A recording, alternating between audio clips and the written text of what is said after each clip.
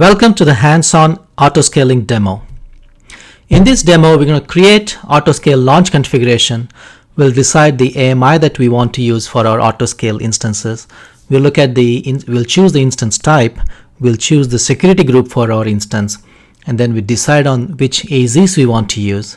Then we'll create two instances for this autoscale group, and then we'll simulate instance failure. We'll just terminate one of the instance and see what actions autoscaling will take. And then finally, when we're done with this demo, we'll terminate autoscale configuration. We'll show you how to terminate autoscale.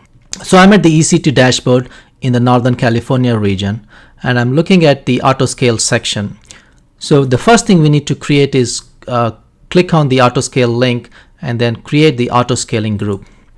Because we do not yet have a launch configuration, it's going to prompt us to create a launch configuration, and then in step 2, it's when we create the autoscaling group. So let's go ahead and define launch configuration. So this is similar to the EC2 instance launch screen we saw earlier. If we have our private AMIs, we can click on My AMIs and choose a custom AMI. But in this case, since I don't have one, I'm going to stick with Ubuntu 14.04 image. And I'm going to stick with the T2 micro instance. I'm going to accept all default.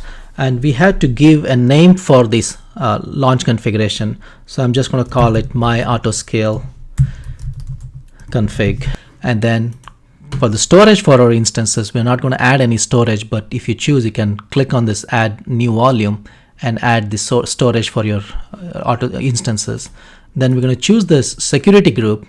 I'm just going to choose an existing security group I have, which is the default security group. And we can make changes to the security group later on. And then finally, I'll review the configuration. So it's basically saying the launch configuration is going to use Ubuntu 14.04 AMI. It's going to use the T2 micro instances. So all instances will be of T2 micro instances. The name of the launch configuration, and it's an on-demand pricing. And then when everything else looks good, we're just going to create a launch configuration. It's going to prompt me for a security it's going to prompt me for an SSH key pair for our instance. I'm going to use an existing key pair I created for another lab. So I'm just named that autoscale _ key pair. I'm going to acknowledge that I have the key pair, private key pair. I'm going to launch the configuration. As soon as that's done, I'm going to be prompted for the autoscaling group. So I'm just going to call I'm going to give a name for the autoscaling group. So I'm just going to call it my autoscaling group. And I'm going to say I want to start with 2 instances in this case. The VPC I want to choose, and then the subnets I want to choose. So in this case, there are two subnets in my account in this VPC. I'm going to select both of them. And in the advanced section is where I can configure a load balancer. If I have an existing load balancer, I can add it here. Since I don't have one load balancer, I don't get that option, but I can register, I can say any instances that autoscaling creates be registered with the load balancer as specified here. The next step we are prompted is the scaling policies. So we are going to be prompted for our scale up or scale down policies. So if I choose that option, I can specify the minimum number of instances I want, the maximum number of instances I want. I can choose the scale up policy, and I can choose the scale down policy here. For this demo, I'm going to say we're just going to keep it the initial size, and I'm going to configure the notification. So right now you can, like we said in the class, we can get an email alert whenever a change happens in the autoscaling configuration, but I don't want notification at this time. The next thing I want to do is give a tag for the instances. So in this case, I'm just going to say the name of these instances, or I'm just going to call them autoscaled instances.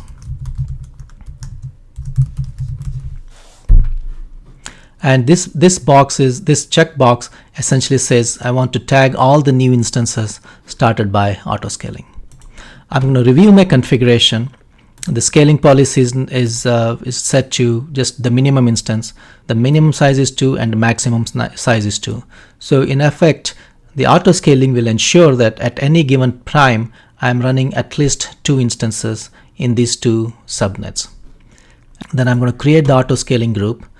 It takes a few seconds, and if I close this and go back to my instances, you can see there are two instances that it's already starting. So the auto scale essentially took the AMI that I specified, and it's creating or starting two brand new instances for me. And if I look at the this auto scaling group, it's essentially saying there are two instances currently. The desired instance size is 2, the minimum is 2, and the maximum is 2, and it specifies the AZ. The default cooldown period is 300 seconds, and then it's all the information, like if there is any activity in the auto scaling. So if it started a new instance, it's going to say successfully started instance ID, and then it successfully started a second instance ID for me. I didn't define a scaling policy, so it's not going to show anything in this section. The instances that it started and the launch configuration it's using for my auto scaling. I didn't configure a notification, so this is going to be blank, and the tags for my instances. And now let's jump back to the instances section. So as you can see, there's two instances that are already running, but it's still performing the initialization. And it used those tags that I gave, auto scaled instances, and it used the tags that I gave it, auto scaled instances, and the state of the instances is running at this moment. It's running the last minute health checks or status checks, and then it gives the public DNS, the public IP, just like you started manually.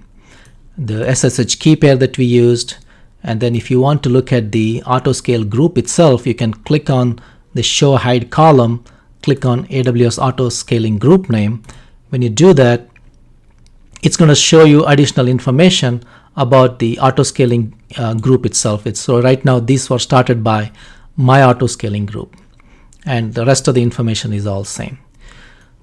So now what I'm going to do is, even though the instances are still initializing, I'm going to select one of them and I'm going to terminate that instance, and we'll see what the behavior of the auto scaling group is. So I'm just going to say terminate that instance, and it should take a few seconds to shut down that instance. Okay, now the instance state of that is terminated. So now if I refresh again, it should start another instance within a couple of seconds. Okay, the auto scaling group now is showing one failed instance. It's showing there's only one instance.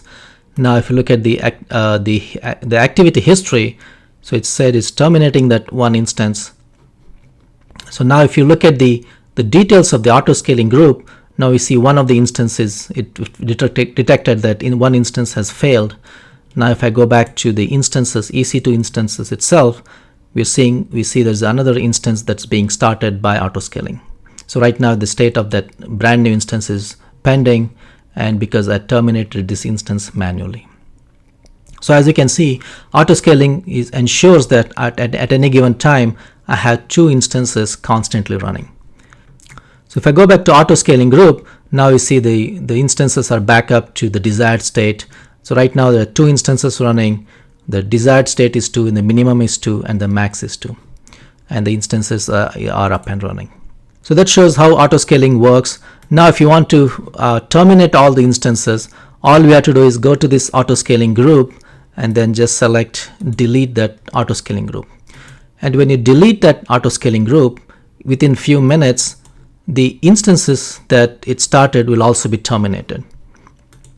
So we'll give it a couple of seconds, and when we watch it, the two instances that are started by the auto scaling group will also be terminated. So as you can see, the auto scaling group has now terminating the two instances that we started.